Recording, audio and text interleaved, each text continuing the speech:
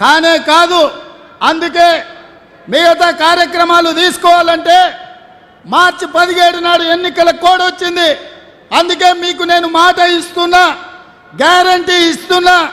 సోనియమ్మ మాటగా, రాహుల్ గాంధీ గ్యారంటీగా ఆగస్టు 15 తారీఖు లోపల 2 లక్షల రూపాయల రైతు రుణమాఫీ.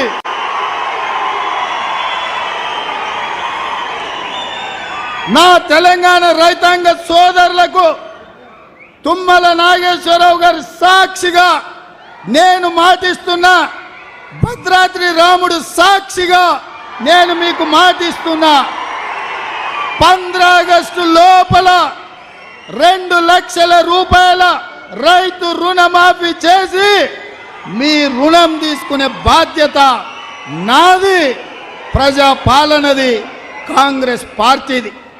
ఇదే కాదు, వచ్చేసారి మీరు పండించే వడ్లకు బరాబర్ 500 రూపాయల బోనస్ ఇచ్చి మీ వడ్లు కొంటామని చెప్పి రైతులకు నేను మాట ఇస్తున్నా. మీరు ఈరోజు మా 100 రోజుల పాలన చూడండి, మా ఆర్టీసీ బస్సు చూడండి, మా ఆరోగ్యశ్రీ పథకం చూడండి, మా గ్యాస్ సిలిండర్ చూడండి, మా ఉచిత కరెంటు చూడండి, మా ఇందిరమ్మ ఇళ్ళ పథకం చూడండి, మేము ఇచ్చిన 30,000 ఉద్యోగాలను చూడండి, మేము లెక్క పెడుతున్న బీసీల జనాభా చూడండి, మేము మాఫీ చేయబోయే 2 లక్షల రైతు రుణమాఫీ చూడండి, మేము ఇయ్యబోయే 500 బోనస్ చూడండి. ఇవన్నీ మేము చెయ్యాలని కంకణ బద్దులమై ఉన్నాం. మరి మిమ్మల్ని ఏమడుగుతున్నాం మిత్రులారా? మేము మనులు అడిగినామా, మాణిక్యాలు అడిగినామా, వజ్ర వైదూరాలు అడిగినామా, లేకపోతే ఈ ప్రాంతంలో ఉన్న మీ భూములు అడిగినామా? ఏం అడగలే కదా. మేము అడిగింది ఒకే ఒక్క ఓటు. మీ కుటుంబం ఎంతో మంది ఎన్నోసార్లు ఎవడెవడుకోసాను, ఈసారి బలరాం నాయక్ కేయండి.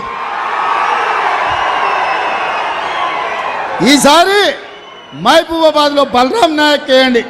మొదటిసారి మహబూబాబాద్ నుంచి బలరాం నాయక్ గెలిస్తే సోనియమ్మ బలరాం నాయకుని కేంద్ర మంత్రిని చేసిందయా? అవునా?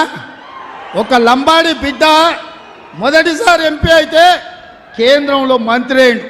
మరి రెండోసారి గెలిస్తే ఏమవుతాడో మీరు ఒక్కసారి ఆలోచన చెయ్యండి. మీకందరికీ పిలిస్తే పలికేటోడు, మాకందరికీ ఆప్తుడు. ఇవాళ పెద్దలు